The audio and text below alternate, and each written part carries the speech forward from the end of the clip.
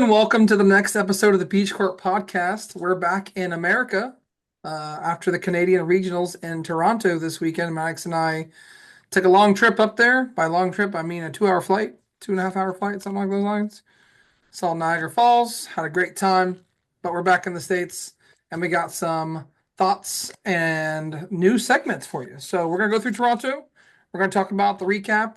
We're going to talk about Reggie Drago doing Reggie Drago things as it always does. We're going to talk about some of the best decks to maybe beat Reggie Drago at your locals. If you're looking for a deck to beat Reggie Drago, we'll talk about that. Of course, we'll have some trivia. I'm going to try and stump the boys this week. I got a good, fun question.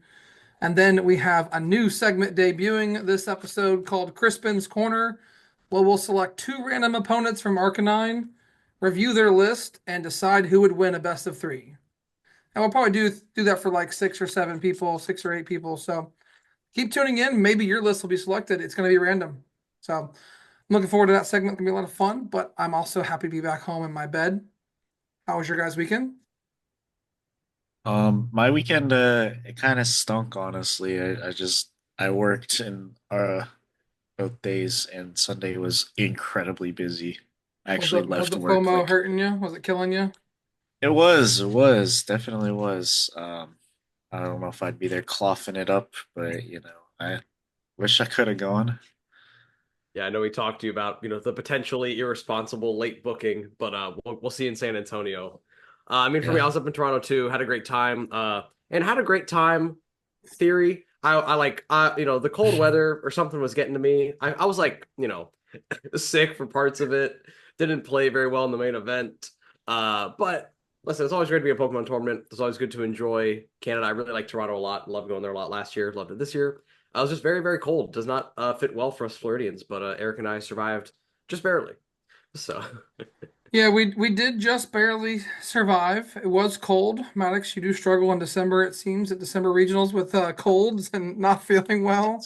You got to figure out how to fight this one off, man. You yeah, I got got to to figure that one out. yeah. And even though I was cold, it did not stop Eric from pelting me with a snowball. I So I did pelt you with it was a small snowball and it yeah, it wasn't was fun. so I didn't have my outer layer; it was on the inner layers. I Like you think I think that might have penetrated, it caused pierced it. the armor. no. He was already sick, Parker. Wait, wow, you're Trust. the reason I went 2-4 drop. Wow. Okay, everyone in the comments blame Eric. Actually, Say actually, you're right, Maddox. I am responsible because I didn't Mhm. force you to play my 60, and I'm sorry for that. True. Yeah, yeah. So, I mean, the other You person could that have. played You my could. 60 got their first day too and pulled an SIR Pikachu out of their packs. It's true. You could have brought your 100% list conversion rate down to a 66% list conversion rate. Uh, Let's jump into but yeah, that. but yeah, Eric, yeah, tell us about your Yeah, weekend and the list y'all cooked up, and shout out to our local Chris Zervos, great yeah, player locally. Finally smashed through that first day too. yeah. So I played Raging Bolt to NEIC last year, and I haven't picked it up to a major since. And the deck's pretty good, obviously, because it takes a pretty good Raging Bolt matchup. Sorry, a Reggie Regidrago Drago. matchup already. And so I knew coming into this tournament that I wanted to beat Regidrago. But the issue with the deck is like can't beat Cloth consistently, can't beat Ancient Box consistently, or even have a chance. Even like Goldengo's a little sus because you got to take one prize usually, and they can go 2/2/2. And like same with like Cerulege or any of these other decks that like you just have to take a one prize, and it's a problem for the deck. So I just kind of had a thought like early last week because I was really enjoying playing Goldengo, but like Goldengo just doesn't set up well enough. It's not consistent enough for me. So I was like, well, people used to play Raging Bolt Dusknoir and it worked. It got top eight at a regional. So I was like, what if we just put Togekiss and Raging Bolt? So like, the idea like literally happened on Tuesday. So I talked to Isaiah Bradner, got some ideas from him, talked to you guys, got some ideas. We created a list and we tested it out and it worked really well, honestly, like in a best of three in the matchups that you need to set it up in, which there is a good amount of matchups you want it. Like even against Reggie Drago, you really want it up against them just to like just eliminate the Radzard from the equation. Um, so you want to set up in like almost all of your matchups unless you're playing against like the mirror and you take the first two prizes, then you don't really care about it. But if they take the first two, like if you're going first, you want to set it up against them because it gives you a chance in those turbo matchups. if your opponent takes two, right? Now, yes, it depends on you flipping heads twice, but sometimes you just do. So it just gives you a chance at those matchups and tested it, and it really helped the deck out a lot. Like you said, it had a 100% conversion rate. I talked to Chris Orvos kind of like on Tuesday, and he played it, and we both made it too. And he lost his last round of Snorlax, and I tied my last round, so I got top 128, and he got top 256. But I think the list is very good. It definitely has some legs. It may just be the way to play Raging Bolt now if you want to play it. Because like the cards I cut to fit this package in were the charms, basically, right? Cut one switch card because some are playing those switch cards in Latias, and some are playing just four charms. It's weird, but like for me, the cut was three charms and a switch card. Because charms just feel like really underwhelming right now. Like Dragos are playing Jamming Tower, and it does help in that matchup. Zard, it's like they play Vacuum, they just find it every time, anyways. So like those are some of the reasons why I was like the charms just aren't very good. And so yeah, that's kind of like my thoughts on the list. You guys want to talk about any questions? You want me to answer any questions from y'all's perspective? And Parker, you were kind of sitting at home watching me cooking. Yeah, Well, I was refreshing every every few minutes. So how did you get a upside down Squawkabilly Fez in one of your TMS? How did you find upside down versions of those cards? Yeah, so the trick to any deck list photo is to have a good photographer and a great mind. So I had a great photographer at Nate, and I was like, Maddox, please do this. And so the deck list Great picture that mind. is on Twitter is definitely from Maddox's brain because Maddox has that kind of brain, and I love it. True. oh. Yeah, I mean, back to kind of some of the list creation stuff. I mean, Eric, I remember you bringing up the idea on Tuesday, and when you mentioned like throwing in the rare candy line, I was like, well, hey, there was this top eight list. I think was it Dortmund? I forget exactly which regional it Good was. dance, maybe? Gdansk, but it was one of the early regionals where we had that 101 Dusknoir line with two rare candies. So that was a little bit of like a base that kind of like started with. I know you tried a couple different lines there. I think settled back to like the 101 line with the two rare candies.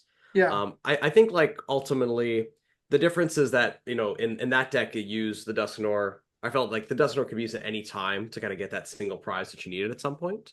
Here the Togekiss was exclusive to basically like the second turn of the game. In a way, like even though you wouldn't really think it does, but the Togekiss almost synergizes a little better than like playing four charms. Because if you right. just swap out that four card package for the four bravery charms, like you can at least hit two of them off the rare candies off a Pokestop, and you can stretch your back the Togekiss and Togepi and like Exactly why I played right. them, right? Exactly. Exactly. You played the four bravery charms before because you really relied on it to help in some of those single prize matchups to like extend your life a little more. The Cloth Terapagos can really just like shred right through that. I guess in theory you do have a little tougher time because now Cloth can KO Raging Bolt or like the Radzard, Right, but you kind right. of get some percentage back with the coin flip for Togekiss. Also, a big one in like Reggie Drago, you'd be able to throw up a Raging Bolt 290. It can really do anything about it. With Alolan Executor showing up a lot of decks, that kind of gave them a way to still go Yeah, 2/2/2 even through the exactly. charm. Yeah. And even in some still we're playing Jamming Tower. I think I saw both. I think several of the top lists were playing the Several Jamming of them Tower. definitely So were. They were all playing two stadiums, pretty yeah. much. I think Raging Ball probably gets a little less value out of the Togekiss than like a Goldango, just because Goldang Raging Bolt's really trying to win in three attacks. Goldango's you in the past used to need four, but now you play the Togekiss to get that down to three. You have kind of three chances to flip heads. Raging Bolt, you only have maybe two chances because hopefully you're taking a turn one knockout, then you get Togekiss set up and you're trying to win in two more attacks. Yeah. But again, I think like the way that you're able to put together the list and just say those matchups that are so drastically unfavored, like the Raging Bolt, sorry, like the Cloth. Ancient Box, the Cloths, that just you can't do anything about the single prizer. Like it gives you some response to that. And I know it came up big for you all weekend. I don't know if you want to talk about any big moments with the Togekiss, but Yeah, yeah. I mean, there was definitely some big moments with Togekiss. Namely like round nine, my winning in to day two. I think I was gonna win that even if I didn't flip the heads in that match. But I did flip heads because like one of the issues, there's two issues with it, right? When you don't flip the heads early against Drago, they can't Radzard early because they have to have an extra E switch, right? But when you do flip the heads and you go down to one prize remaining, then the Iota one can kind of hurt. Like you got to be careful, right? if they prime catcher Fez and Radzard Iota 1, or even like Regidrago Iota 1, say, hey, like find it. Like it can definitely be tough. So you have to thin the deck. So, I played a high count of thinning cards on purpose. Um, I played 2 Ultra Ball to help us find Togekiss and to thin. And I played 1 Superior Energy Retrieval instead of 3 regulars. Like even some Boltless are just playing 4 energy retrievals.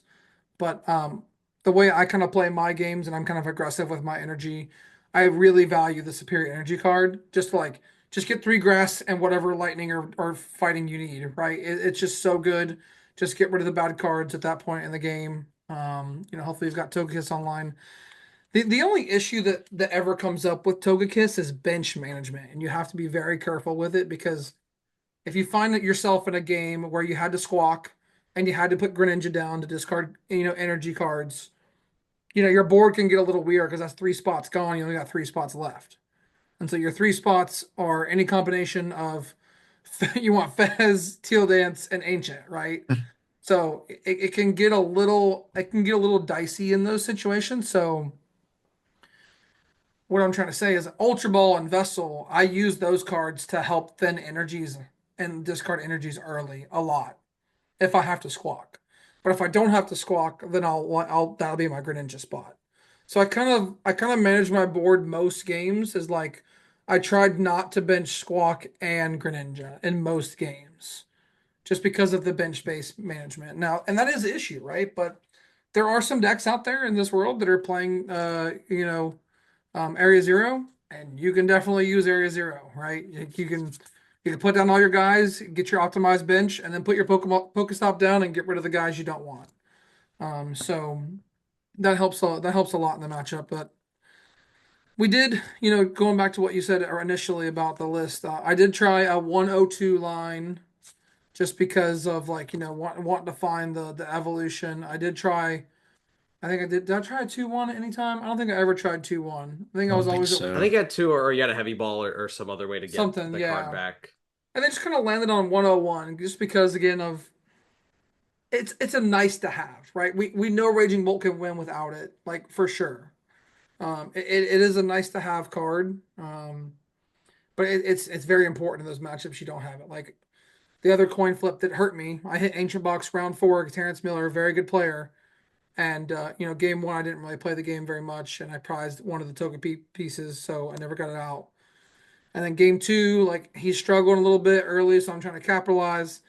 I take like I don't know 2 prizes at this point or something, maybe 1 prize. And I take a knockout with Togekiss on the board. And I flip tails. But if I flip heads there, the game is like so vastly different, and I probably end up winning that game because I lost by 1 prize.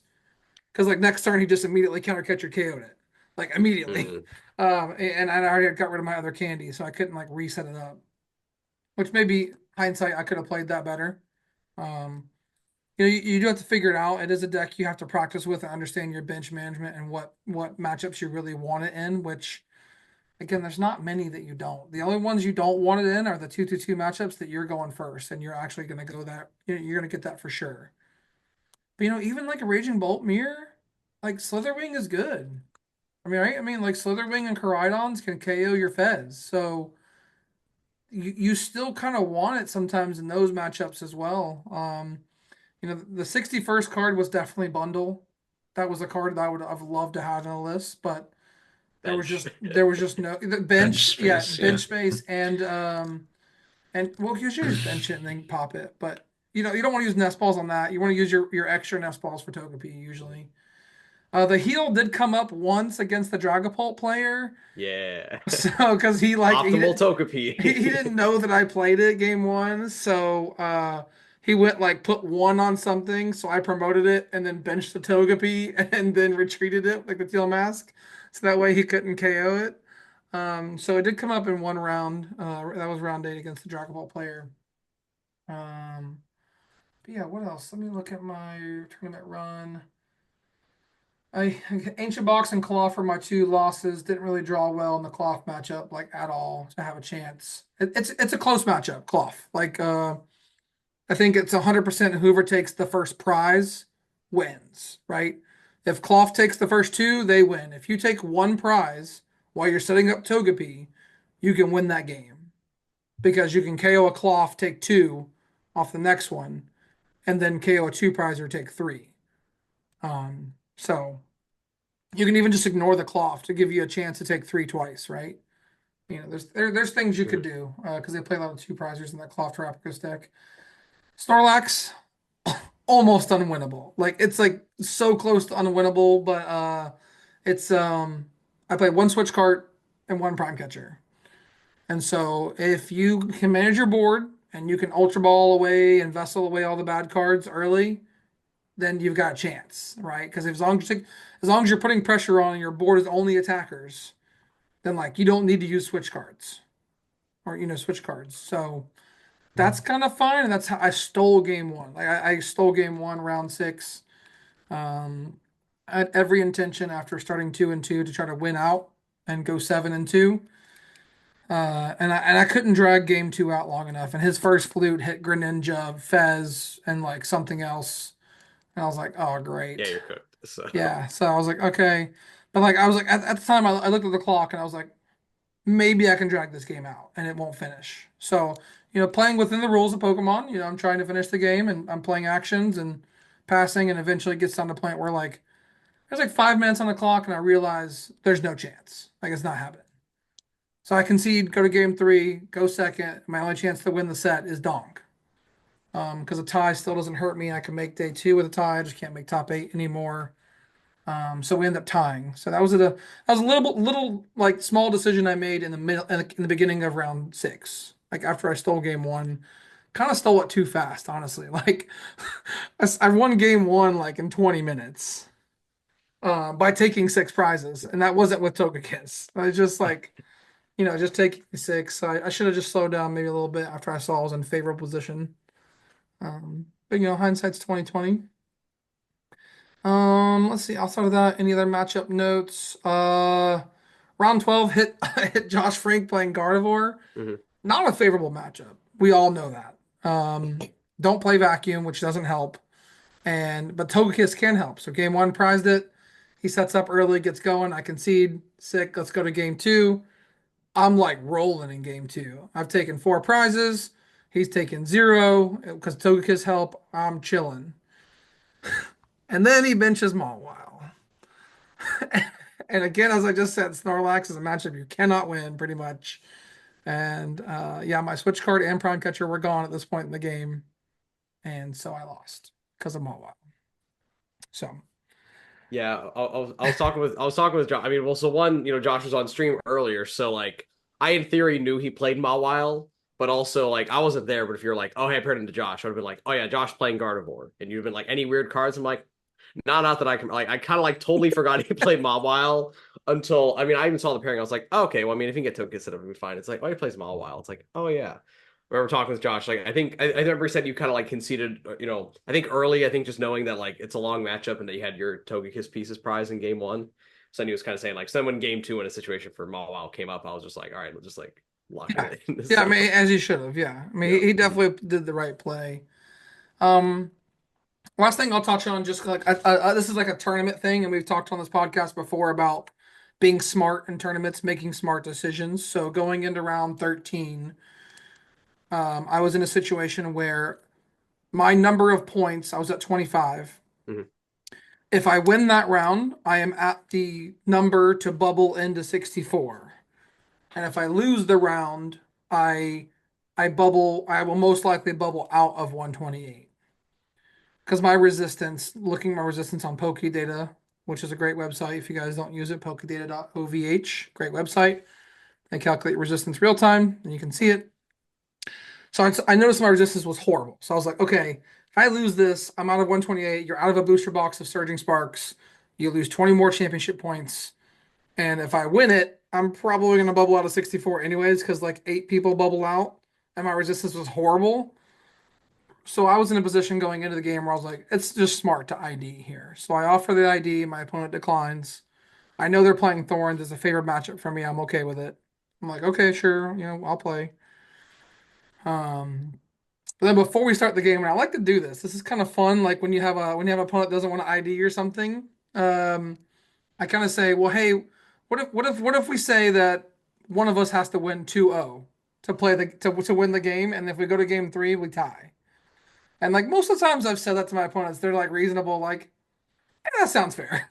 Just because like game three is like when you go to a game three, it's all about who won the coin flip, who's going first, who's going second, some variance that can happen in game three, right? But when you're usually the better deck and the better player, you'll win 2-0, right? That's kind of in my head how Pokemon goes most of the time.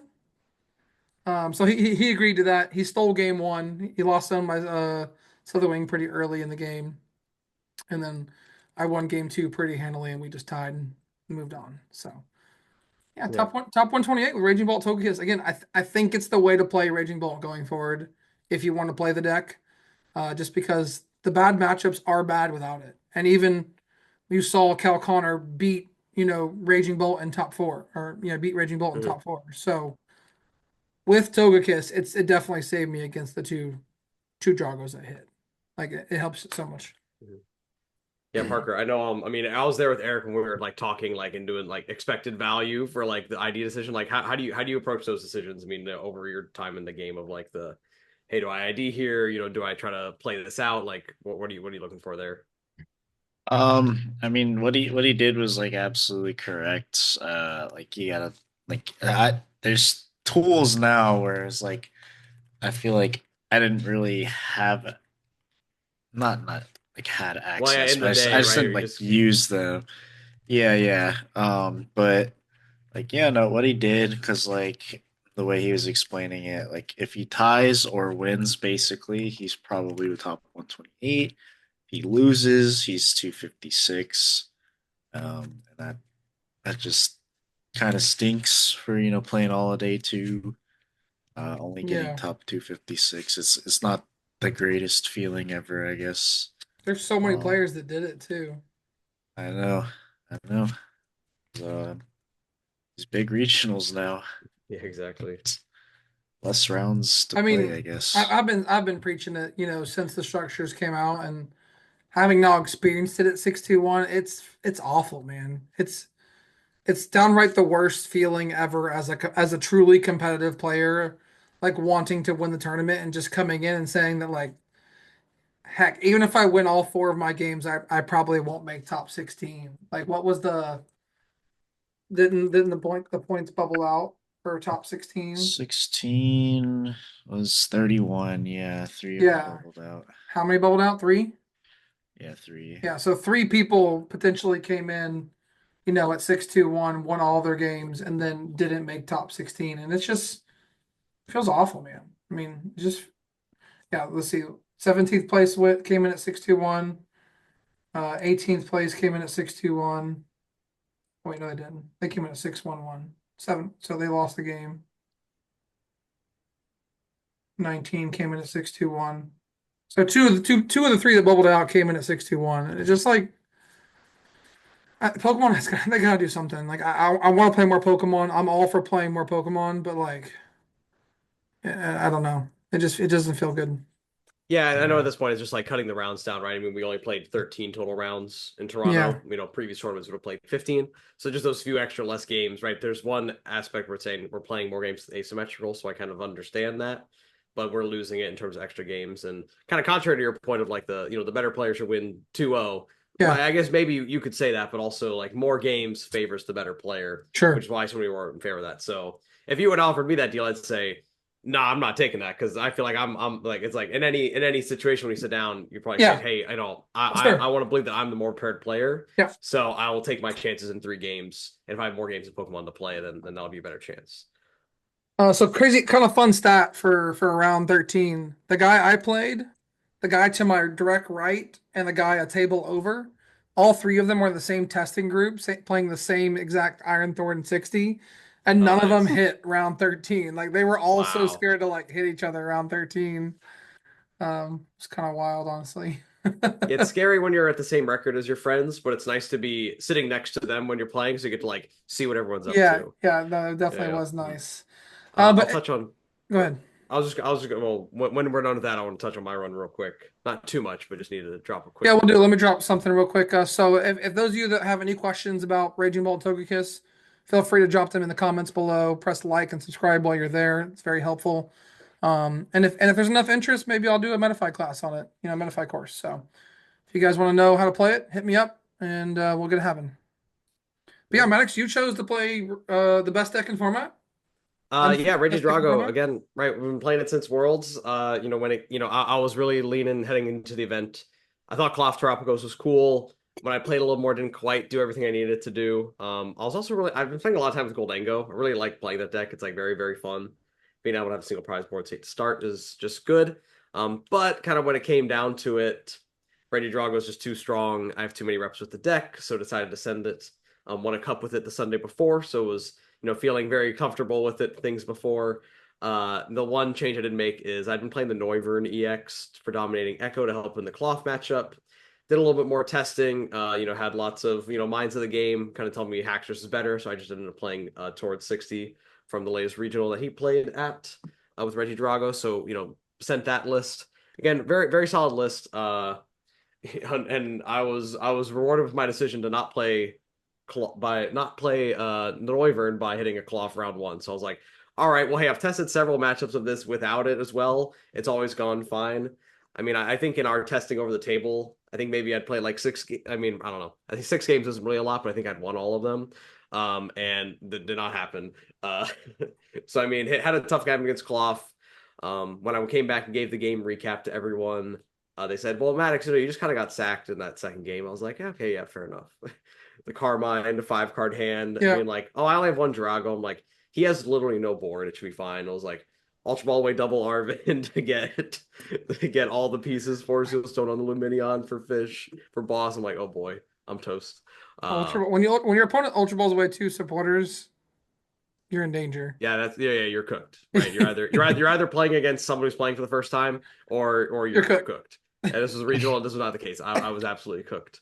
But also, I mean, the morning I woke up kind of still not feeling as great as I did. I tried to sleep a lot the night before, but I don't know, still wasn't quite on top of my game. Yeah. But I mean, I won round 2 against Pidgeot Control. People are scared to play that deck. I don't think I've ever lost to it at a regional. I'm probably gonna lose to it, and I'm winning in now next time, but whatever. But I mean, yeah, Pidgeot Control's feeling good. Hit a Gardevoir. I'm like, okay, great, another good matchup. Like I win, game 1, I win on turn 2, which is Kieran board wipe. And then it's kind of after that game, just like the rest of my tournament, like literally just like spiraled from that moment. I mean, game 2, it's like missed Drago attack on like turn 4. And I'm like, okay, this is like too far to come back from at this point. So I'm like, pick up the cards and I'm like, all right, game 3, I just need like a decent open. And my open is literally open Kiram attach pass. I'm like, I think I just lose. Game 3? That was game 3 opening? Yes. Oh, Yeah. bro, no. So I was like, not the Kiram start. So lose the game there, come back, get some lunch, and then I win game 4 against a Charizard. I'm like, all right, 2-2, let's run it back. Hit a Goldango. My favorite comment from the Goldango player was, you played that really, really well for someone who had as terrible of a board as you did. So I remember that game, I was like, okay, I have to Radzard as much as I can. And like every time I V-start, I like milled the other rod and I had to like use one early because I'd like have to squawk it early. So just like a little bit of unluckiness there. And then the last game that I played of the day was round 6, and I dropped after that. I had a great moment round 1 where like I was down like I had 1 supporter in hand, like 2 in the discard, and I legacy star, and I hit the other 5 supporters in my deck. So that was just like interesting. I was like, okay, well, I really need like E-switch and energy because I'm drawing terribly. So I guess I have no more supporters for the rest of the game. And then in game 2, my opponent actually he punts the end. He goes like he had an extra stadium in hand, but I had Temple in play, and he just announced the attack without playing the stadium. And then I like game the next turn, but we were low on time, so and he was like, "Oh wait, I have the stadium." I was like, "Yeah, I mean, you have me beat." So I just kind of gave him the game, and at that point, I was still not really feeling that well, so I just kind of packed it up from there. Went to the hotel, napped a couple rounds, and then came back to cheer on the guys for the win-ins. So Played some side events. oh yeah, I did play one side event. Played I played Charizard, and I was like, why did I play Charizard? I really want to play this. So I came back the next day and played Goldango at the side events. So still had a great time in Toronto. It's always good to see the crew. I love exploring the city. Again, wish I was feeling better. Wish it wasn't as cold. But I'm already looking forward to going back. Hopefully, again, we get like a spring or fall Toronto instead of a winter. But the location was great. Being right in the middle of the city was great. Seeing everyone was great. And overall, still had a great time. Yeah. Yeah. Yeah, had a good time as well. I love Toronto. I did not get to see enough of the city. You guys had some fun on Sunday and things, but I had some good food, and it was a lot of fun. Okay, so let's talk about my favorite topic, which is essentially coin flips, right? I played Tropicos all weekend. My weekend was spent flipping coins most of the Togekiss. weekend. Yeah. Togekiss. Togekiss. But there is another coin flip card that is in meta that is played in one of the most popular decks in the room, probably the best deck in the room, and consistently makes top eight. Had six of them in top eight. But I'm talking about Alolan Executor taking it down with the coin flip Swinging Speen. by swinging spin with Cal Connor. Congratulations, Cal. I know you're a close friend of the pod. We're very happy for you. It was definitely a moment. I mean, the personal story. I'm on the plane. We're boarding. We're leaving Toronto, or I'm leaving Buffalo, and game one starts. Sorry, game three starts, and I see Cal's hand, and I'm like, and then right before we like take off, right before I lose service, um, Callie is what they go by. Is that right, Callie? Cali, yeah. Callie plays Iono, and that's where like I lose That's where you I lose lose the signal. feed, right? So like I'm in the dark for like an hour and a half, and I'm like, this is like a major cliffhanger. I'm like, how does this end? Like what does Cal have a chance of coming back? Um, and then of course I sit down and watch it when I'm in delayed in Charlotte. And it was insane to watch that because like even after the Iono for him to get like going has to like discard two. I think he only plays two boss, had to discard the bosses early just to play the game. Hits the prime catcher off the Drago V Star to like aggressively just like, okay, my only route here is like prime catcher boss, like kill it with Tina, because it's their only Drago. So that game three was insane, and there are people that are upset about how he won that, with the slamming, and I love the emotion, man. I just love it. Like I don't think he didn't mean to knock down the opponent's cards, right? It's just like it was an emotional thing. It's you have to flip tails to win because the opposite, I think he loses, right? He's down. Nope, he has no boss. So Radzard's irrelevant, even though he's only has. I think at that point he had two prizes. If he KOs the Clef, he'd have one. So the Radzard would be useless because he just can't kill the Drago. Um, so I think he loses if he flips heads. Was it correct to go for the flip? What do you I think, think Parker? so. Yeah, I right. I think mean, so for like, sure. there's I no like other way he wins, right?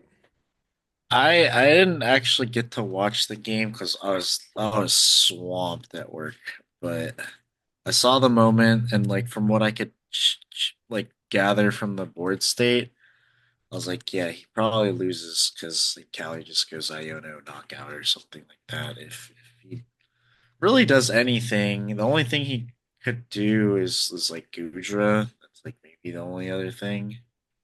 He didn't have Um, Gudra, yeah. Alpha Ziono, he didn't hit Gudra. Okay, yes, yeah, Well, yeah. yeah. I didn't have that info, but like that would be the Yeah, only other line that I think would be safe yeah. to take. But yeah, I think he made the right call, going for the flip. Did you see it live or you just saw it after the fact? No, I saw it after. Okay. Yeah, I mean, so I was watching. I was fortunately able to watch the game closely. I used up the rest of my free roaming with Mint Mobile on the plane, waiting before it took off. I like literally after the game ended, I get the text like, "You've used all of your free roaming data." But I'm there watching it, and I think in that moment, right, it was like very because each of them had such rough starts, it was like very resource exhaustive on both sides. It's hard to say like if Cal would have lost if he had flipped heads. Tail. Go I ahead, think, Tail. or yeah, heads.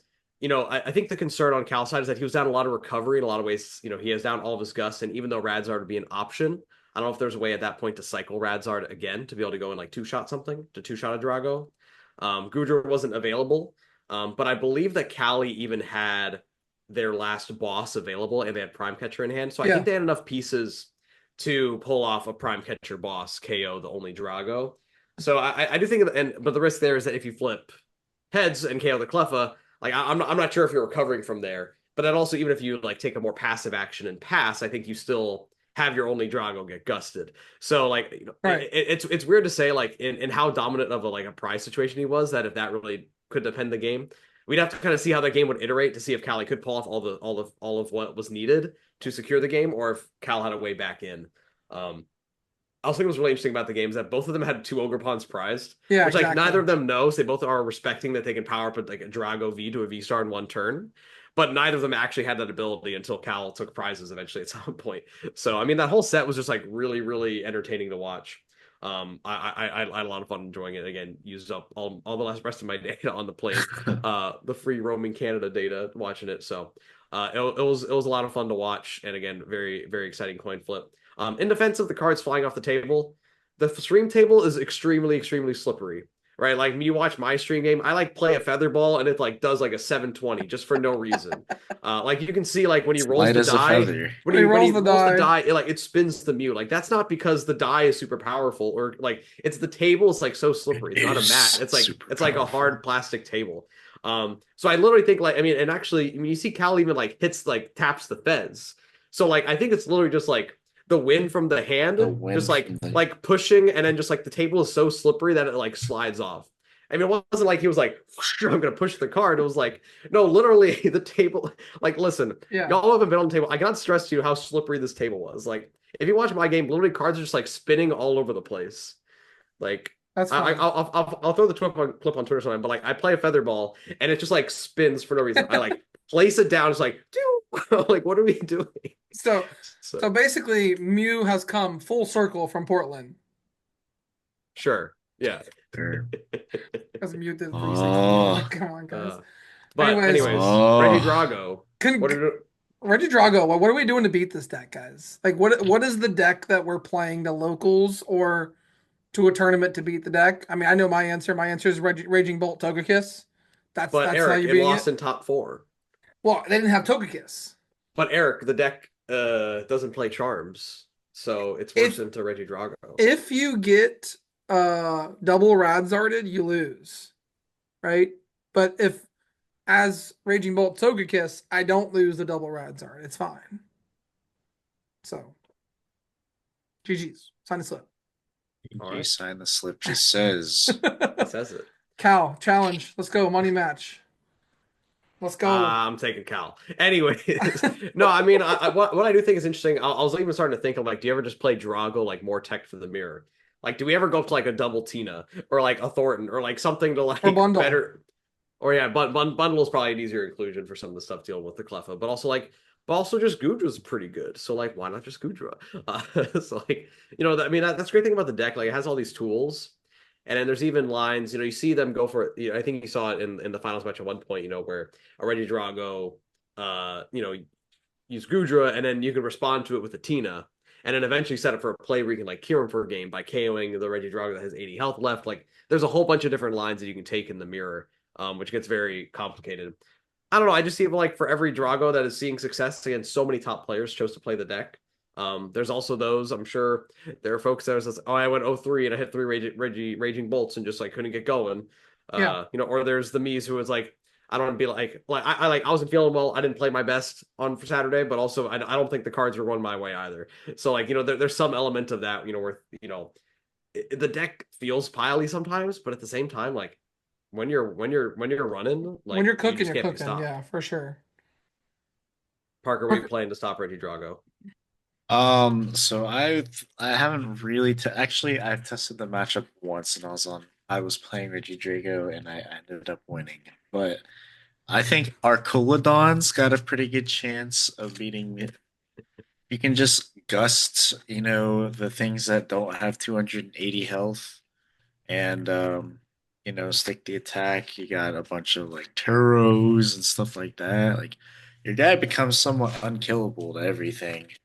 I think that would be like one of the things that I would like to try. Maybe if I ever get Archelodon pieces, I'll play Metal Defender even comes up there because you lose the fire weakness, so they can't Right. Radzard Yeah, you. They can't Radzard you. Radzard you. Yeah. But they can Prime Catcher Boss Radzard you. Sure, They that can only they do that can. twice. So Oh no, they can only do it twice. Oh no, that's They can only. horrible. bundle Oh, boss, Ah, Super Rod bundle boss, V Star Prime Catcher boss. yeah, I don't know. Our child on I hit that deck round 2 or 3. Scary deck, honestly. Like I because they played you. Dialga, right? So in that Yeah. matchup, in a Dialga matchup, I just don't bench any of the guys that can die to that, right? So my goal was not benching any Ogre Pawns early versus that deck until they're like ready to attack with like Dialga and I can kill the threat of Dialga. Because them going boss KO that plus Metal Blast KO a guy would be really bad. So I could definitely see it. I mean, I know Ethan Wild's a big fan of the deck. He played it, to his most recent regional and had a good finish. So maybe that's the deck to beat it. But yeah, because I think Goldango's really like could be good into it, but there's lose cons for it because of the Radzard and stuff, right? So I mean, I'm just saying, Raging Ball Togekiss is the way. I'm Lich? just telling you. What What'd you was say, it? What deck? Cerulege? Cerulege? Cerulege? No. No, Can't because if cure him. You. yeah, well, if they go But I first, they just can Tina cure them. you. Okay. Yes, if they go first, yes, they can. Yeah, They so can cure more they you can cure guys. you if you go first, and then you're just done. You just lose. Right. Well, that's the same thing with Goldanko. It's like the if Right. you don't get cured, you have a shot at winning, kind of thing. So I'm playing a deck But that doesn't lose the cure and yeah, flips into which heads for an extra which prize. which Arcaladon does not, because all his guys have Arshaldon does 130 not. health. This is a true statement. You survive the Curum Well, challenge. no, here's what happens, right? So you go smack, take 2 prizes. I go Regidrago V Star, Phantom Dive, put 2 on Greninja, 2 on the, little guy, the Duraludon. Used to be a big guy, now he's a little guy. And then I go Kiram for 4. I Iono you to 2 after you go boss KO something. And then I just go V Star for a boss prime catcher, Bradzard. Absolutely. GG sign the slip. Nonsense. GG sign a slip. Nonsense. I just Turo, re-evolve my guy, and They do boom. play two Turos. What do you do Yeah, but now? if you're playing Turo, then you're not doing anything else. Like, how are you setting up your board? It's fine. Anyways, I need one let's big guy.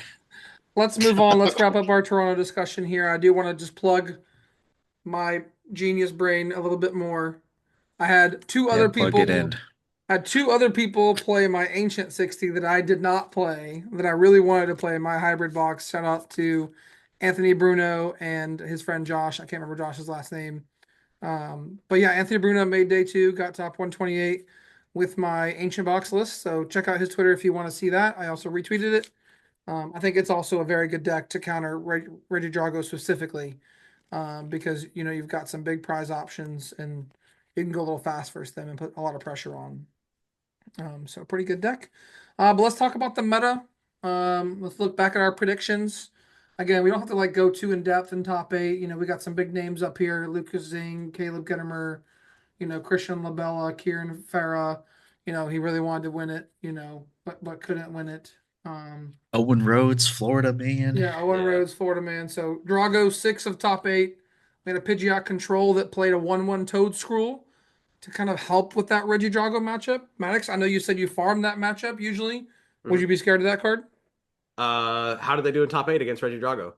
I mean, obviously they lost, but I'm just curious what Can't your be that thoughts are. good. Oh, I I mean, mean, he made it that far, right? I mean, is it does it help the matchup for sure? I mean, the real power of the matchup into like Lax and I mean, Pidgeot bro, he control. went. Let's see, he went 1, 2, 3, 4, 5-1 against it. He went 5-1 against Regidrago. All right, that's pretty good. I'll give him that. Maybe the Toad School does fix it. I mean, the He beat brilliance of the Sawyer, Toads. Raymond Long, Luke Townsend, and Jack Moore. Okay, yeah, Some good names. that's pretty good. No, I mean, I think the real power of like Regidrago in the matchup against the control style archetypes is that you have a lot of inherently good resources. Like you play a natural clone, you play a couple switching cards, you play the boss.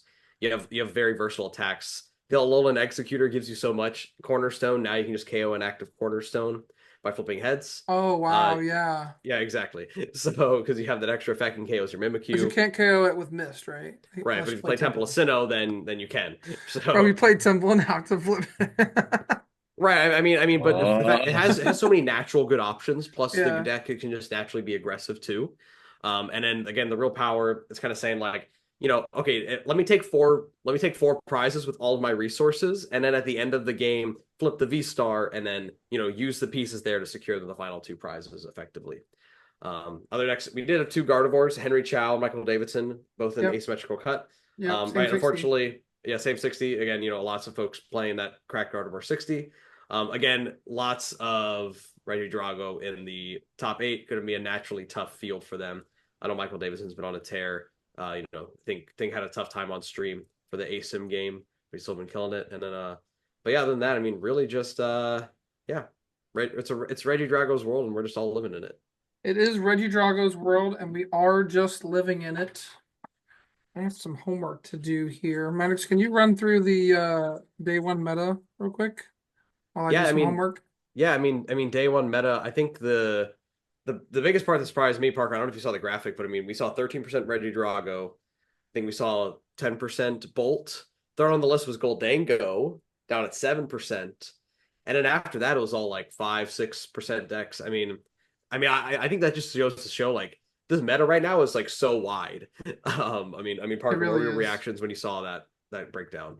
I didn't see that breakdown, but that's a lot of people like that. I mean, like, not the biggest fan of it, I guess. Of Goldango? Of Oh, what? oh, Of what? Of Goldango, I what? love Not the Goldango. biggest fan. Not the biggest fan of what? Not That's the all I biggest mean. fan of like the wide open metas, which the Oh, game's just okay. had for like so long now that I think it's just gonna stay like that, honestly.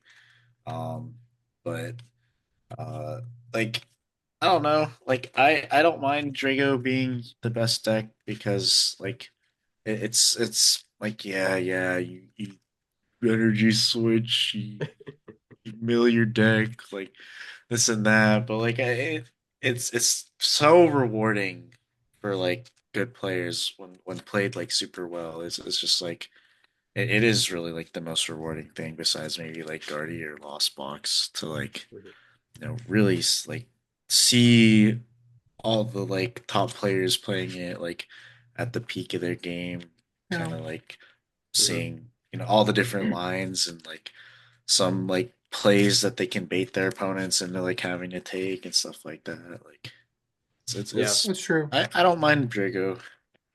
No, man, I think the fact that like again, just the fact that like fifth and sixth place are tied at like 5.5% on the metagraph, right? I mean, like there are just like so many decks you can play right now and like see success with.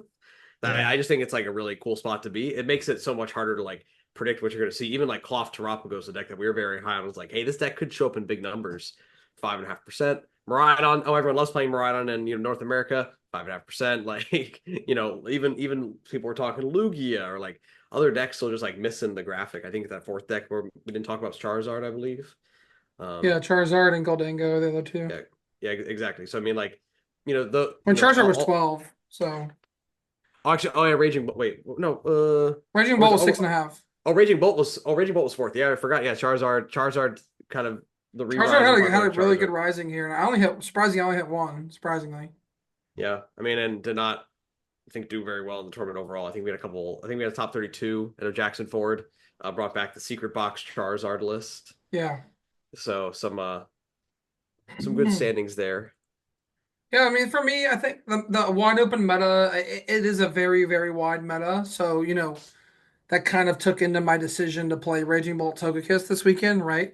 Just play a very inherently consistent, strong deck that can handle the field.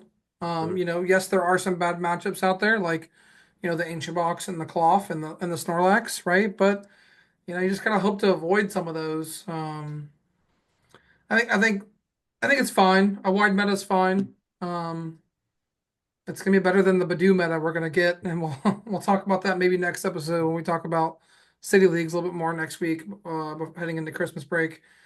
But yeah, I think what's really interesting here is to see the shift in the meta from day one to day two. We had 225 masters make day two at 621 this weekend. Um, by the way, ID rate round nine was 60% this week, down from 70 last week.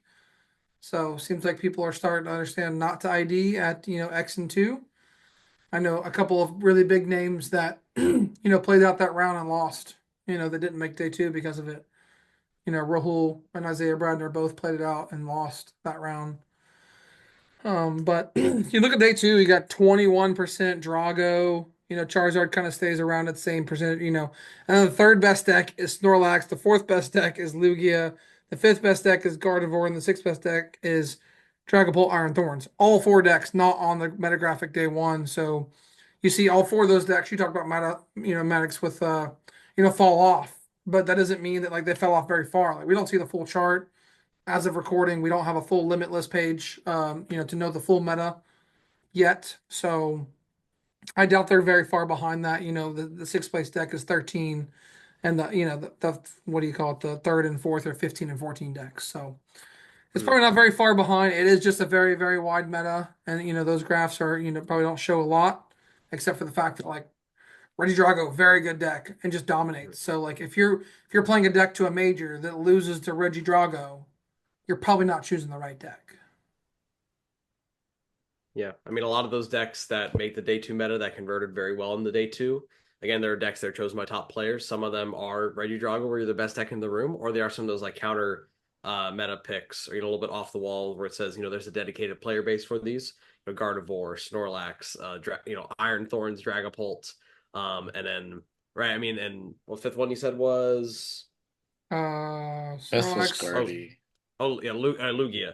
Yeah, I mean, like some decks that like these aren't decks that you'll see every week at your locals. When it comes to like a large event like this that have like a little bit of a niche to fit in, have decent times into Regidrago into the rest of the field, and that's the decks a lot of these top players chose to bring and converted very well with it. Yep. So let's close out by talking about our predictions from last week. We did not have a very good showing, guys. I'm just going to go ahead and say that now. First prediction was deck not in top 6 that makes the top 8. Barker, you said Roaring Moon. Maddox, you said Miraidon.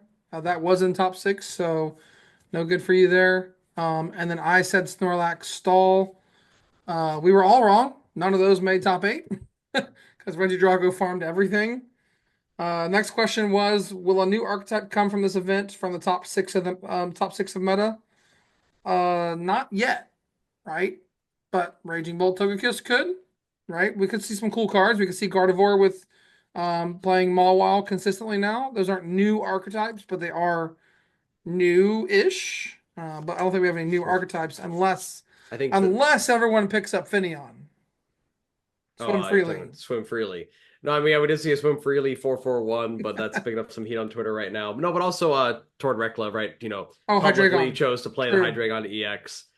Built out a similar engine to like his Worlds build where he played like the Rapska and the TM Evo. It's a very, very funky build. Lots of people are joking it's a commander deck because it just plays so many one-ofs. So give his list a look. People said it's fun to play. It's very tough to play. You have to, when he talked about it, it's like, oh yeah, you need to fall like 3-4 prices behind and then can just like explode with Obsidian, Iono counter catcher, be like, I win next turn if you can't do anything. That's wild. Yeah, didn't have a good tournament. Next question, most played A-Spec and asymmetrical cut. You both said Trolley. I said Prime Catcher. Drago won really well. So see, this is what happens, right? Eric hates on Drago the entire time and then says, oh, I'm just going to pick Prime Catcher because I know it's actually good. So I played Prime Catcher. I played Prime Catcher in my list. So okay, I chose. And you made top 8, right? So I just chose the list of what I was trying to make. I chose the A-Spec I was going to play because I was trying to make top 8. I just so happened to get lucky that Dragos did well enough to be there. Listen, if it was me, I'd have been there. Anyways, what deck wins the event? Wait, if it was you, you would have been. You were there. Why wasn't it you? What? It's okay, no one can win everything. What deck wins the event? Parker said Charizard, Maddox said Cloth Terapagos, and I said Goldango. We were all wrong. Regidrago. Yeah, I was really expecting Regidrago to be respected more, but clearly no one does, and Regidrago is still just busted. So, like, I guess just keep playing Regidrago, honestly. Anyways. It's nice that it's hard to be different. We all knew it was going to be Drago. We all knew it was going to be Drago. Okay, moving on. That's going to wrap up our Toronto discussion. Feel free to comment below what your thoughts and overall questions are about the meta. We'll be happy to answer those while you're here. But while you're listening, I do have to thank our quick sponsor, Nakama Anime Cafe, for your continued support of our Pokemon journey. We have this week, after this episode come out, we will have had White Elephant. I had a lot of fun this week. We have a league challenge. But yeah, good time. If you're looking for something to do during the Christmas holidays, stop in on Wednesdays at 6:30. Say hi, come play me and Maddox, and we'll have a good time. Parker will be there. We'll just be having a good time over the winter break. But I have a quick trivia question for you guys. I know you love these questions every week. This is your favorite segment of the week. Are you guys Eric's ready for coming for this? blood this time, it seems like. Been hyping up the like this insanely impossible question. Are you guys ready for this week's question? Yep. All right, we just got back from Toronto, which was in Canada. There's a running joke that Canadians cannot win their event, and that Americans always win their event. This week's question is, what is the last time a non-American won a Canadian regional? Vancouver and Toronto. Uh, Yeah, I mean, I'm pretty sure didn't Piper win Toronto in like 22? she won Baltimore, and She won 2 that season. I know. It's Baltimore. Or is it farther ago than that? So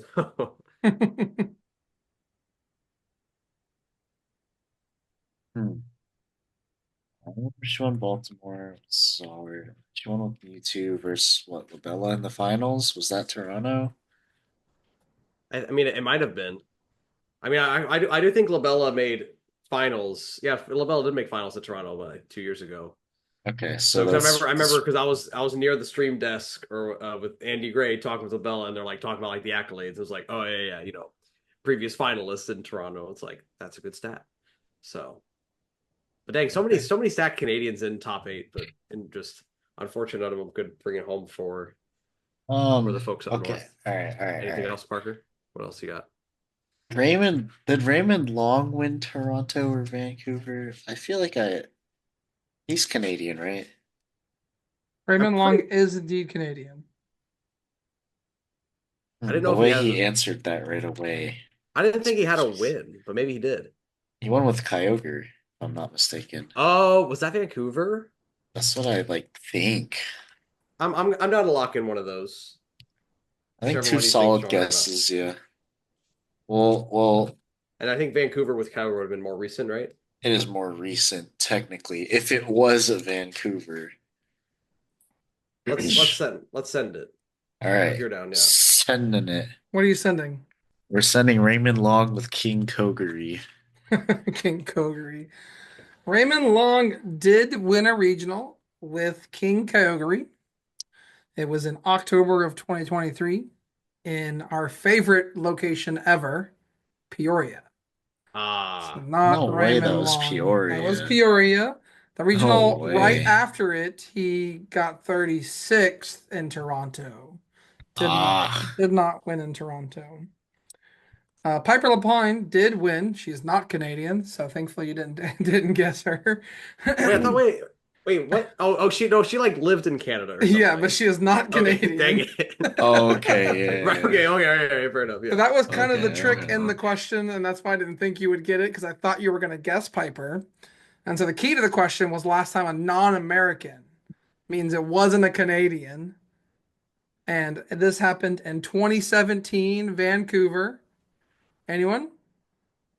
No. What 2017 if I give you Vancouver. the deck? Hold on, let me give you the Sure. deck.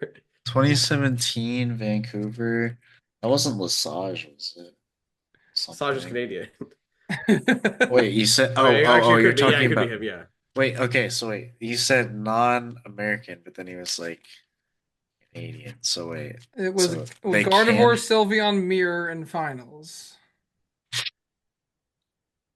uh Breakthrough oh through Burning Shadows yeah. format. I'll give you All one right. Just last give us. hint. I'll give you Mhm. one last hint. I think you'll get it with this hint. This person is a caster. Oh, did Oh, Pablo Table? Yeah, Mesa. Pablo. Yeah, it's Pablo. Yeah, It yeah. is Okay, Pablo yeah. Mesa. I knew I was gonna say either him or like Diego Casaraga. It is Pablo Mesa in So no Canadian 2017. has won a Canadian regional in Yeah, like 7 years. At Ever? minimum 7 years. I've you I didn't haven't dig gone back back farther than farther. that. Yeah. But I don't even Masters, like. Yeah. Masters Division only. Maybe I didn't touch seniors or juniors, so Masters Division only. Um, but yeah, I really thought you guys were gonna guess Piper, and I was right. I was ready for that one. Well, that's like she like lived in yeah, Canada or like yeah, or she no she goes to school in Toronto or something like that. something. Yeah, she There's some definitely. Yeah, trick to that. Yeah. there's some trick to that. So better Ooh, trick better luck question. next Boo. week, guys. Let us know in the comments if you guessed Pablo Mesa. And yeah, let's move on. Maddox, we got Crispin's Corner coming up. Again, this is a new segment. We will bring it back every now and then. So, Max, why don't you tell people what you're going to do? Yeah, so again, one of the main cool pieces now is that the tournament organizers have agreed with RK9 to release the roster of every player from and every player's list from the event. So there's a lot of new data available. So we have the segment named after Crispin. It's Crispin themselves. So your Crispin's Corner again, we're going to see who's cooking up what. So how this works is we have the live roster from the Toronto Regionals. This is actually all divisions. What I'm going to do is I just have a little random letter generator on our side. We're just going to get a little random letter generation, and we're going to compare two different lists. We're going to see, hey, which list do we think would win? It gives us a chance to maybe highlight some random members of the community, see if anyone cooked up anything spicy that, might have fallen through the cracks since we don't see any list past day 2. So gives us a little chance to kind of look in and maybe find a hidden gem. Maybe we have a really cool list that 531 didn't quite make it, or maybe you just know maybe your list gets picked. And you're like, hey, I went 03, but my list got talked about on the Beach Court Pod. So, anyways, let's jump into it. Let's see. We have And before you start, just Yeah. everyone else, if you're listening on the audio, on podcasting platforms, Google, Apple, Spotify, we are very thankful for you listening. But you can come over and watch these lists on YouTube and press subscribe button while you're there. It would help out the channel a lot. We'll try to talk through the decks that are going to be shown as much as possible, but sometimes it's a little difficult. Bear with us. We'll try and do the best. All right. What letters we got? So we had like Y and then V. So we ended up with shoot, I don't even remember this person's name. No. So we have this random list. Oh, it doesn't have the name? YV. When you go to the second page, it doesn't have the Oh, name. it was YM. So I had picked this is Raymond Vega. We have Raymond Vega's Okay. 682 second list. Okay, sick. And then our next letters are L and M. So we just we type in LM and see if we get anything. But ideally we try to check like an LM and kind of see what pops up here. Just try to get some Malcolm. Malcolm Whelan. Malcolm. All right, hold on, wait. Malcolm Whelan. Let's do some little list comparison back to back. Uh-oh. We got a classic matchup here. We got Snorlax versus Growing Moon. Okay, interesting. So first, let's talk arts, right? We do know what arts they selected. We see a nice selection of the promo Iron Bundle. I think that is a good highlight to feature. Heck yeah. Over here, we do see the Regieleki inclusion, plus Ooh, the triple Klefki. Yeah. And a Colress's experiment. Trolley?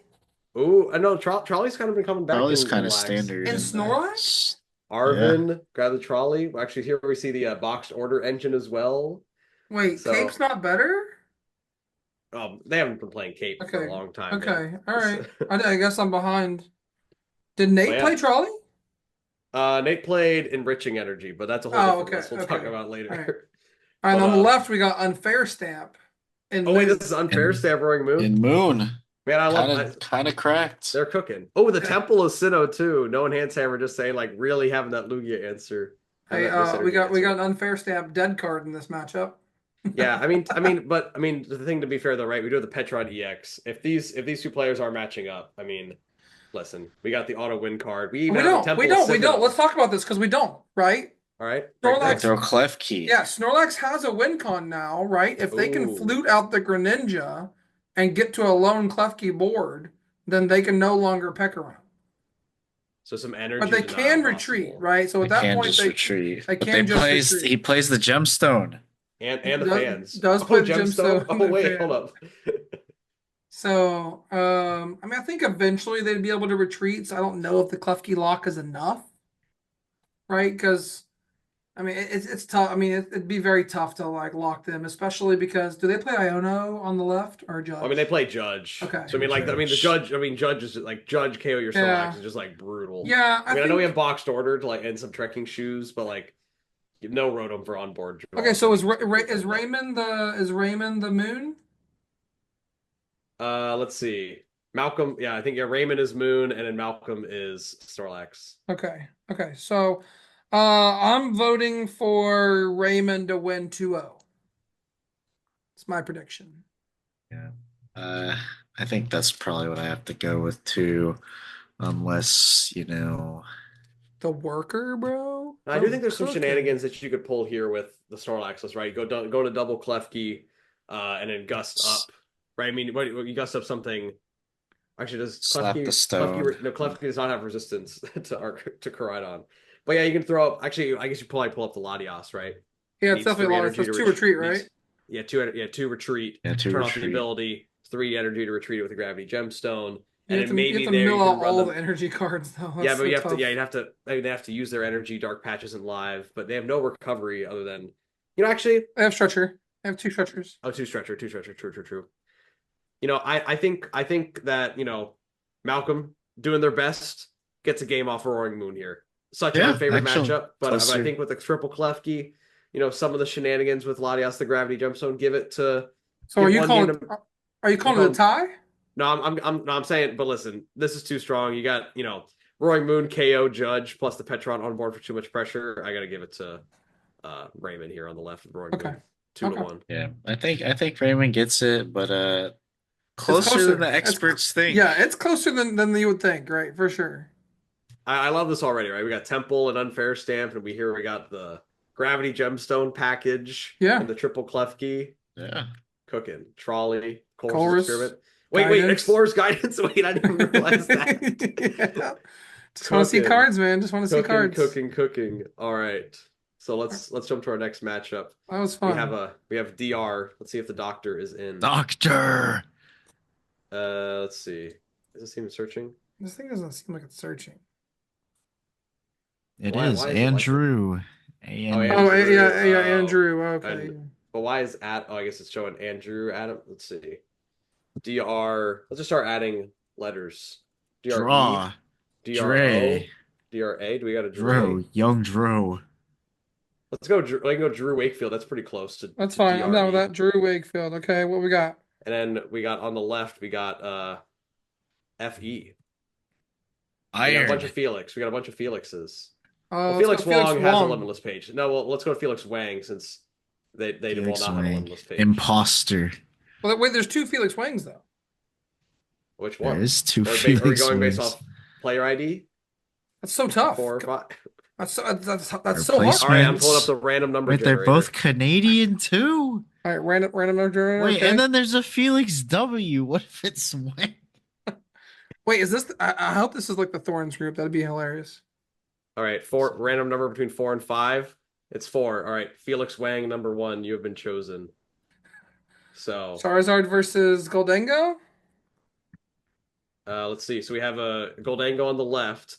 Goldango Togekiss. We are Togekiss enjoyers Hey here. yo, Versus the non-optimal Wait, Togepi though. No. Versus the Kobe pile. We got Oh, this is Kobe pile. Yeah. We got Oh. the Greninja, Dusknor, Pidgeot, 1/1 Charizard with the tree and Goldango. Listen here, Drew. I'm gonna need you to get. I need you to get the optimal Togepi, my man.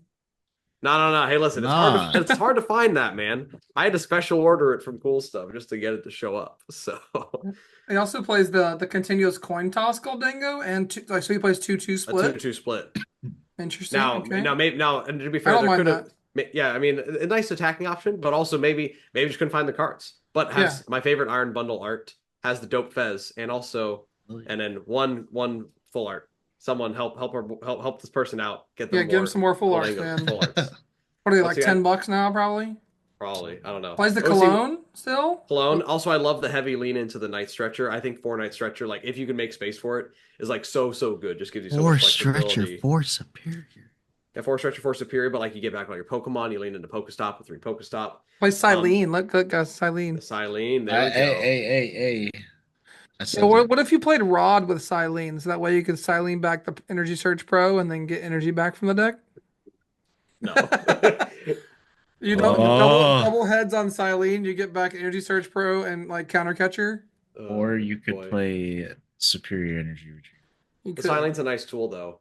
And then on the right here we have the Kobe Kawasaki pile, right? This is the 1/1 Charizard line, the 2/1/2 Pidgeot, the 2/1/2 Greninja, and then the 2/1/1 Dusknoir, plus all the V's that we need for our Arvin package. So, also I think a new inclusion that Kobe didn't actually no, I think that this might literally just be Kobe Yeah, I think it is Kawasaki's just list. Kobe's list. The Yeah. Pokemon League headquarters, a little bit of extra staying power, the rescue board as a retreat switch option, 3 fires, 2 waters, 1 double turbo. If you haven't seen this list before, it's like a super cool list. Shout out to Kobe Kawasaki. I know he's a stream game with it. I think in Sacramento. So shout out to them. Actually, no, was it LAIC? I forget, but one of those regionals. But anyways, all right, who we got? Goldango versus the Parker, who you stage two got? You go stage 2 first. box. I think I got my money on the Golden Boy. Uh, I think that they're probably ahead before they set up. There's no Radzard, so the one shot of Goldango, they need to have taken like 4 prizes. I don't know. I think the Goldie Boys got it. I do see that there's a tons Well, of they don't wait. potential. Hold on. They don't have to one shot on like that, Parker. They could dust snore it. Sure, yeah. They can dust Dusknoir Snort, they could and dust Clops. Shinobi Blade. Yeah, yep. Like these are things, but then you're going down a prize, and then go flips heads on Togekiss, and then you True. and then you. True. I don't know. Wait, no. For a second, I thought he didn't play Rare Candies. He plays I was about to two. say, He plays two. Rare Oh. Candies, yeah. Oh. I mean, Oh, honestly, this could be a coin flip, right? I mean, whoever goes it first, is a maybe, coin flip. right? Yeah. Because like if you go first as Zard and you can get to Dusclops turn 2, you can kill the Togepi, and then take a prize as well with like Charizard or Greninja, while also getting a consistency card to your hand because the Goldango player doesn't play any hand disruption. So like the Greninja is really good early for the deck on the right. Um, the deck on the right is definitely a pile. That's the problem. There's a pile, but you could potentially take out 3 Pokemon turn 2 also if you get like You if you could, get Greninja EX you plus could. Dusknoir out. Yeah. That I mean, what do they do there? All right, I'm going coin flip, and because it's coin flip, I'm taking player on the right because they win the coin flip and choose first. So Okay. I'm going Charizard. I think Goldango clears here. Listen, the Togekiss I think puts it over the edge. You're not very consistently getting that turn 2 take out 2 gimme ghouls with Greninja. Like you just need to get it in the active. You Sure. get the evolution, 2 energy attachments that are just right. Like I think it's a little bit too much going on. I think the fact that Goldango is going to immediately put on pressure and has a chance to take 3 prizes on that Greninja EX early, or the Pidgeot, or the Charizard. Yes, you can use Dusknoir to come back, but that's just giving Goldango more prizes too. So I think Goldango takes this one. I think Kobe's deck isn't quite built to Is it not who just outlast. goes first and sets up though? But like this needs so much to set up. That's what I mean. Nah, you just need a Froakie and a Duskull. Yeah, you need Poffin. Yeah, you need Poffin, and then Just a like Froakie and a Duskull and the Grand Tree to get your Greninja out, and you need to attach the water before. And Wait, then we're double turn playing the next Luminion turn. to get Grand Tree. It's easy. Oh Bro. my goodness. Anyways, yeah, get Parker, you're a Chorus gets. tiebreaker. Who you Force got? Tenacity gets it. I think it's actually interesting. Maybe we should run this matchup I'm like down to run on it. stream or something. I'm down. Yeah, so bookmark these lists or something, and then I will cook you all with this gold angle list for sure. but I think Goldango takes it in 3. All right, listen. I'll play the match as Zard if you let me go first, game 1. This is a 1/1 Zard line. This is not a Zard deck. Let me Let me play Kobe Pile. I'm going first. I'm gonna win. Whose list is this? Which one is this? Felix Felix Goldango? Felix Wang. Wang. Played Goldango or Charizard? They played Charizard. Felix Wang played Charizard and Drew played Not Goldango. Charizard. Kobe, but yeah. Yeah. No, you're saying it wrong. All right, bet. Just Cook it this confirm. week. Send me the list after this, and we're gonna play it. All right, yeah, we'll run this matchup. I will cook you all for sure. Nah. That's I'd a win. quick shout out to the Rays.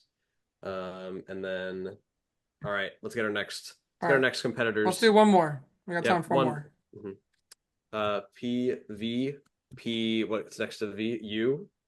Pervs. We got Lachlan. Okay, Lachlan Pervs. Lachlan Okay. Pervs versus Pervs. A N. This is going to show up just every single Andrew again.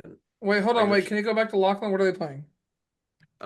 Lachlan is playing Dialga Here, V-Star. Dialga. Let's go. Let's go. Yes, sir. Okay. Versus, we got Cody Zimmerman with, Okay. what are they cooking, 425th place list. We gotta wait and see. Charizard. Versus Charizard. Charizard. Tried and true Okay. matchup. Listen, if you talk to Andrew Hedrick back in the day, he'd say Dialga was favored in this, back when Andrew won a regional with this. So let's But dive into Andrew, this a little okay, more. wait, hold on, wait. Before we dive into it, Andrew won the regional before Dustin was out, right? Yes. Okay. All right. I mean, I think this literally could be as close to like Andrew's list as possible potentially. We do see the Zamazenta inclusion. Not really seeing that too much anymore. We got Pheasantipity as a great ad, of course. The Ooh, a one, Lost the Vacuum. one magnetic lift. Yeah, one magnetic lift. I don't know. Maybe can find the cards. Maybe likes the dig claws. Well, it's 70 ninjutsu, HP things versus like that. 60, right? Oh, Yeah. true. Oh yeah, 70 HP. I think is just optimal. Yeah, Yeah, yeah. yeah. I was So just you got a full calling metal out that he lab, did play one of the got a 60s. jamming tower. Helps your Gardevoir match up a good little bit there. He got jamming tower and vacuum for that. Yeah, had to cut some of the consistency to lean into it though, right? I mean, only the 3 nest ball. I think that's a pretty tough card to cut, but obviously had to make some tough cuts. And then the 3 research, 3 Iono, 3 boss, 3 Buddy Poffin. I mean, I think Hedrick's original list only played 2 Poffin, so I think really just favored the setup Dialga. of Beldums over the Dialga and stuff. So Every time my opponent goes first and plays Poffin in that deck, I want to rage. All right, right, anything and on the spicy on the right? on the right, I think we just got a pretty standard Charizard list. We do see a couple different arts. We do see the promo Charmander, not a popular inclusion anymore, but I find like some the Ember value in that Charmander. Ember. I like it. And then also, I mean, super blinged out Charizards. And also, oh sorry, we missed that over here. Like Yeah, optimal true. Dialga V's and Blinged out. V-Stars. True. Wait. That Mew's like $300 now. Yeah, isn't actually, it? yeah. Honestly, I mean, we can't see the trainer arts, but I'm just gonna assume this list is like also all gold trainers. Yeah. Honestly, Let's at least honestly, they pretend probably it only had is. 3 gold nest balls. So they probably just played the Poffin. Like, right? I mean, honestly, I mean that kind of tracks. Honestly, Yeah, we they got the had full, 3 we got gold the full. Poffins. Wait, though. what metal energies is he using though? Right, and listen, we don't know. It's 15 of them? No, let's just. Hey, if it's max rarity, what metal what we using? some gold. The Call some of gold Legends. metal Call of Sure, Legends. Yeah. Oh yeah. Hard gold. Bro, Silver. 15 Call 11 Legends. See, Dang, that's a got max That's arts here. Lachlan, if you're listening, we would love to know your max rarity list. Yeah, for So sure. hit us up on Twitter.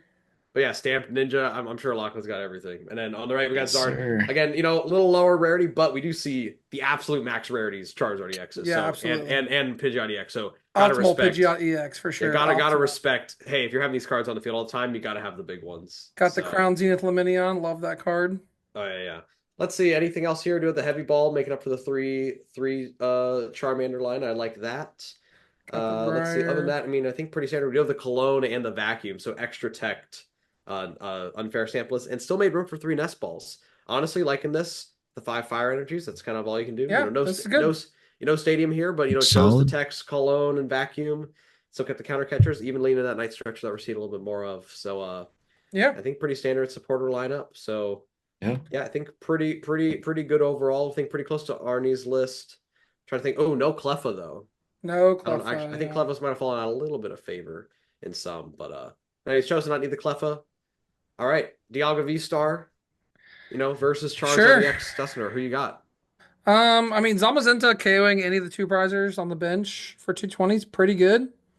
But Countercatcher is a very, very good card, and Pidgeot being out of reach for most of the game seems pretty rough. I mean, I guess there's a world where you go, I don't know, you play what, 3 boss, and so 3 boss and prime, you go prime catcher, Iono to 6, KO Fez, or KO 2 prizer followed up by boss KO Pidgeot, with Dialga. Maybe that's enough, but like the Radzard is like a problem. Yeah, in the past, like before Dusknor, you play the matchup differently. Like you didn't want to go too aggressive with the prizes. You wanted to kind of keep it a sweet spot where like they couldn't KO. You wanted to like leave the Rotom for later. So normally you would like lean into like maybe you take a prize with Dialga V-Star and then you go and like 2-shot the Charizard, go smack the Charizard once, and then Star Chronos the Charizard, go down to 4, go down to 3, and then go boss KO the Pidgeot with Metal Blast, go down to 1 or 2, and then you define those last prizes on Radzard or on like a bench Rotom. So I think if we're playing that line and takes the damage, The problem is the Dusknoir just speeds up the game. Right, Right. before you used to be able to like take that hit since they had nothing they could really do about it.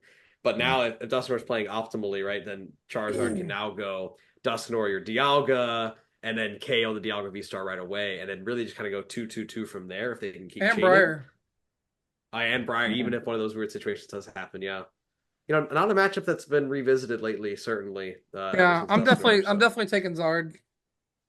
Radzard's a problem, Briar's a problem, Dusknoir's a problem. That's just too much for the deck. Parker, what Yeah, do you think? Yeah. I think I have to take Zard. Dialga is a deck that's win rate kind of is determined by how much you pop off. And True. unless you're hitting like turn 2 Star Chronos boss on like Rotom or something, or they're only Charmander, or I don't know. It seems just pretty rough. Does the Full Metal Lab ever come up since the Yeah. opponent on the right only plays vacuum? I was gonna say a few tools. I mean, a few stadiums could help. I mean, jamming tower early, shut off Force Steel Stone, shut off Defiance Band, Full Metal Lab, a little extra tankiness. I'm kind of with y'all. I mean, I do think the Zamazenta gives you some good options. You can even pull off some UEX shenanigans potentially, copying a Burning Darkness type of thing. Yeah, But definitely. I Oh, think that's funny. I think probably just too much Charizard here. You know, again, Dialga's whole niche before being able to win this matchup was being able to sit back and be safe. Dusknoir removes that option. I think as long as Zard is getting set up, then Zard should be favored here. So I'm going to take Zard on the right here. Yeah. Okay. Yeah, thanks for Maddox for running that for us. That was an awesome segment. We'll definitely bring that segment back. I had a lot of fun, and it's cool to showcase people's lists that, don't get a limitless page. So we're nearing the end of this episode. Hope you guys enjoyed that segment. Let me know in the comments below, kind of your thoughts on this. I do have a quick update for you. A live breaking news. This is live breaking news. We have a big matchup this week. We've got Max Corcoran versus Phil Snyder in the consolation bracket in our playoffs. The loser of this game goes to the Losers Championship. If you don't know what that means, the loser of the Losers Championship will go to Waffle House for 24 hours. And we're talking fantasy football. Fantasy football, yep. 24 hours, and then the loser, and then you have to eat a waffle if you want to leave, right? Every waffle you eat is an hour off of your time. So Eric was so unprepared to explain the segment and is so unfamiliar with the challenge. That was a terrible explanation. yeah, it's But terrible explanation. The Anyways, whole gist is you had to spend 24 hours at a Waffle House if you're last place in the fantasy league. But for every waffle you eat, it takes 1 hour off your time. yes. Anyways, currently Maddox is the 12 seed, Phil's 9 seed. Maddox is winning 112 to 104. There's 2 games ongoing. However, Phil has McCormick, who is out for the game with 4 points, and Myers with 0 points through 3 quarters. Right now, Max is predicted to win by 2 points. So we got a nail biter. Stay tuned next week to find out who lost this game. And who could be Dang. going to Waffle House. And who That could be going challenge to is Waffle House. easy. I'd be out of there in an hour. No Parker, shot. if I'm there, pull up, and I'll pay Sorry. for your waffles. Just eat some Maddox, for that's me, not man. how it works. The rule is you have to be in the league to give up like waffles. All right, fair enough. Dang. It's not Well, the rule. Tisk. I'll just pay Parker to test games with me then. That you could do that. Sure. Parker, I'll do you get- really I'll think get you'd be out in an hour? 24 waffles? Yeah. You'd have to eat 23 waffles in 1 hour. Yeah, I could do that. Bro, I don't think so. I could. That's a Max- lot of waffles. Max, you want to pay for this so we can see if this? That's a lot of. I mean, hey, listen, I got a waffle iron. I got a waffle iron at home, so We I can can just do it like at home, start. yeah. We'll start cranking some out. So Get some Eggos from somewhere. No, Waffle House waffles are way bigger than that, bud. They're like No, I know. well, I was like, but it's not a thick Belgian waffle. It is a thinner waffle, It is a like an thinner Eggo. waffle. So there is Yeah. some element there. 2 Eggos So, equals 1 Waffle House. Yeah, I couldn't do 23 Belgian waffles. Well, Belgian waffles so thick, and Those also are, I mean, yeah. I think the thing is like you got to just eat waffles because like you're trying to like maximize. Like assuming you're Yeah, trying to you don't get any hash Yeah. browns, any of the So good like no stuff. hash brown. I Oh, mean, like I don't yeah. even know if can you put. I don't even know if you want to waste time like syrup for the extra sugar. I mean, like, do you ever go like hot dog eating contest style where you're like dunking the waffles in the water just to like inhale them as quickly as possible? Yeah, I don't know. Maybe if I end up last place, I'll call him like Joey Chestnut and be like, "Hey man, give me your tips for like speed eating these." He'll show up and like demonstrate some. How will you verify that the waffles have been eaten and stuff? We are live streaming the 24-hour challenge to whoever loses. Ain't no one doing that. We actually are live streaming it. That is happening. So stay Oh, tuned. I'll geez. bring more details for that next week. It won't be on my streaming channels, but it'll be on Nakama's streaming channel for our league for Nakama. But yeah, So so if you're listening to the pod, you don't know you don't know anyone else in the league besides Eric, me, and Eric. So like if I win one of the next 2 weeks, then you don't care about this at all. But if I lose the next 2 weeks, then you might care then you might about care. seeing me trapped in a Waffle House. So anyways, nice productive last segment. Yeah, nice So- productive last segment. So that was a lot of fun. Hope you guys enjoyed it. Press the like button and subscribe below. It really helps the channel work. We've got some big plans 2025. Thank you, Maddox, for the idea for Crispin's Corner. That was a lot of fun. We'll definitely keep that segment. Hope you guys enjoyed it. Please leave your feedback below. And till next week, we've got Christmas. We will have an episode. We're going to do something. It might be short, but we're going to have an episode next week. We'll probably take the New Year's week off. So till next time, that's all we got for you. Hope you have a good week. See ya.